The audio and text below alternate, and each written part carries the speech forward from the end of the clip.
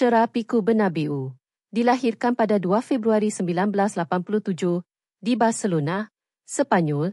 Ialah seorang bekas pemain bola sepak profesional Sepanyol yang sangat diiktiraf. Dianggap secara meluas sebagai salah seorang bek tengah terbaik dalam generasinya. Beliau terkenal dengan keupayaan udara, tackle yang kuat, kepimpinan dan kebolehan mengawal bola yang luar biasa dari bahagian belakang. Beliau menghabiskan sebahagian besar kejayaannya yang cemerlang dengan FC Barcelona. Piku memulakan perjalanan bola sepaknya di akademi belia terkenal FC Barcelona, La Masia, sebelum berpindah ke Manchester United pada tahun 2004.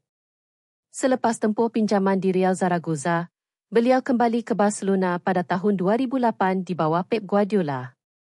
Ini menandakan permulaan era yang sangat berjaya di mana beliau menjadi tonggak salah satu pasukan kelab terhebat dalam sejarah, membentuk gandingan pertahanan yang mantap. Sepanjang tempohnya di Barcelona, 2008-2022, Piku mencapai kejayaan besar, memenangi sejumlah besar.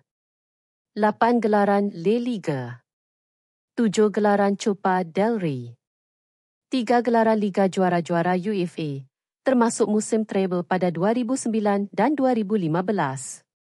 Pelbagai trofi domestik dan antarabangsa yang lain. Di peringkat antarabangsa, Piku adalah ahli penting generasi emas pasukan kebangsaan Sepanyol. Beliau memainkan peranan penting dalam kemenangan mereka di Piala Dunia FIFA 2010, Euro UEFA 2012. Beliau memperoleh 102 caps untuk negaranya sebelum bersara dari bola sepak antarabangsa pada tahun 2018.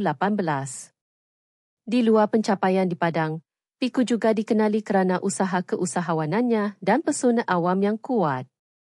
Beliau adalah pengasas dan ketua pegawai eksekutif Cosmos Holding, sebuah kumpulan pelaburan sukan dan media yang terkenal kerana mengubah suai kejohanan tenis Piala Dadis. Beliau mengumumkan persaraannya daripada bola sepak profesional pada November 2022. Legasi Syera Piku ditentukan oleh kecemerlangan pertahanannya, kabinet trofinya yang meluas, dan kehadirannya yang bijak dan lantang baik dalam permainan mahupun dalam perniagaan.